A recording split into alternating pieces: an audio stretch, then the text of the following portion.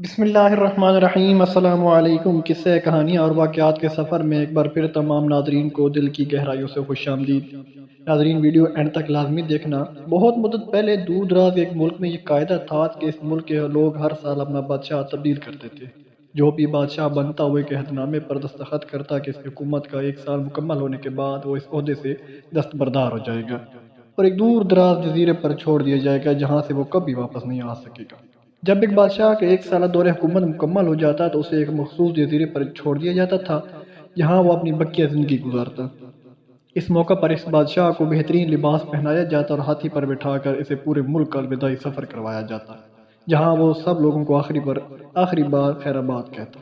وہ بہت ہی افسوسناک اور غمزدہ لمحات ہوتے اور پھر وہاں کے لوگ بادشاہوں کو اس جزیرے پر ہمیشہ کے لیے چھوڑ آتے۔ ایک مرتبہ لوگ اپنے پرانے بادشاہ کو جزیرے پر چھوڑ کر واپس آ رہے تھے کہ انہوں نے ایک ایسا سمندری جہاز دیکھا جو کچھ دیر پہلے ہی تباہ ہوا تھا، اور ایک نوجوان شخص نے خود کو بچانے کے لیے لکڑی کے ایک تختے کا سہارا لے رکھا تھا۔ کیونکہ ان لوگوں کو ایک نئے بادشاہ کی بھی تلاش تھی، لہٰذا انہوں نے اس نوجوان شخص کو اپنی کشتی میں بٹھا لیا اور اپنے ملک لے آئے اور اس سے 1 سال کی حکومت کرنے کی درخواست کی۔ پہلے تو وہ نوجوان نہ مانا، لیکن پھر وہ 1 سال کے لیے بادشاہ بننے پر رضامند ہو گیا۔ وہاں کے لوگوں نے اس بادشاہت کے تمام اصول اور طریقے سمجھا دیے اور یہ بھی بتایا کہ 1 سال کے بعد وہ اسے فلاں مخصوص جزیرے پر چھوڑ آئیں گے۔ بادشاہت کے تیسرے دن ہی اس نوجوان بادشاہ نے اپنی وزیر سے کہا، مجھے وہ جگہ دکھائی جائے جہاں گزشتہ تمام بادشاہوں کو بھیجا گیا تھا۔ اس نے بادشاہ کی خواہش کا احترام کرتے ہوئے اسے تمام جزیرہ دکھانے کا اہتمام کیا گیا۔ وہ جزیرہ مکمل طور پر جنگل تھا اور جنگلی جانوروں سے بھرا ہوا تھا۔ ان جانوروں کی آوازیں جزیرے کے باہر سے سنائی دے رہی تھیں۔ بادشاہ جائزہ لینے کے لیے تھوڑا سا جنگل کے اندر گیا اور وہاں اس کے پچھلے تمام بادشاہوں کے ڈھانچے پڑے نظر آئے۔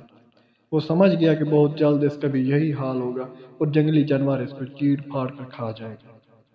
ملک واپس پہنچ کر بادشاہ نے مضبوط توانا جسم کے 100 مزدور اکٹھے کیے، ان سب کو اس جزیرے پر لے گئے اور حکم دیا کہ جنگل کو 1 ماہ میں مکمل طور پر صاف کر لیا جائے، تمام خطرناک جانوروں کو مار دیا جائے اور سب فالتو درخت کاٹ دیے جائیں۔ وہ ہر ماہ خود جزیرے کا دورہ کرتا اور کام کی خود نگرانی بھی کرتا۔ پہلے مہینے میں تمام خطرناک جانوروں کو مار دیا گیا اور پھر بہت سے درخت بھی کاٹ دیے گئے۔ دوسرے ماہ تک جزیرہ مکمل طور پر صاف ہو چکا تھا۔ اب بادشاہ نے مزدوروں کو حکم دیا کہ جزیرے پر مختلف مقامات پر خوبصورت باغات تعمیر کیے جائیں۔ وہ اپنے ساتھ مختلف پالتو جانور مثلا مرغیاں، گائے، بھینس، بطخیں اور بھیڑیں وغیرہ بھی جزیرے میں منتقل کرتا رہا۔ تیسرے مہینے میں بادشاہ نے اپنے مزدوروں کو حکم دیا کہ ایک شاندار گھر تعمیر کریں اور اس جزیرے پر ایک بڑی سی بندرگاہ بھی بنائیں۔ گزرتے مہینوں کے ساتھ ساتھ وہ جزیرہ ایک خوبصورت شہر میں بدلتا جا رہا تھا۔ وہ نوجوان بادشاہ بہت سادہ لباس زیب تن کرتا اور اپنی ذات پر بہت کم خرچ کرتا۔ اپنی بادشاہت کی زیادہ تر کمائی وہ جزیرے کو بنانے میں لگاتا رہا۔ 10 ماہ گزر جانے کے بعد بادشاہ نے اپنے وزیر سے کہا، میں جانتا ہوں کہ 2 مہینے بعد مجھے جزیرے میں چھوڑ دیا جائے گا، لیکن میں ابھی سے وہاں جانا چاہتا ہوں۔ وزیر اور دوسرے وزراء اس بات پر متفق نہیں ہوئے اور بادشاہ سے کہا، آپ کو 2 ماہ مزید صبر کرنا ہوگا تاکہ سال مکمل ہو جائے۔ سال پورا ہو جانے کے بعد ہی آپ کو اس جزیرے پر چھوڑ دیا جائے گا۔ بالآخر 2 ماہ مکمل ہو گئے اور بادشاہت کا 1 سال ختم ہوگا۔ حسب روایت وہاں کے لوگوں نے اپنے بادشاہ کو شاندار لباس پہنایا اور ہاتھی پر بٹھایا تاکہ وہ اپنی رعایا کو خیر آباد کہہ سکے۔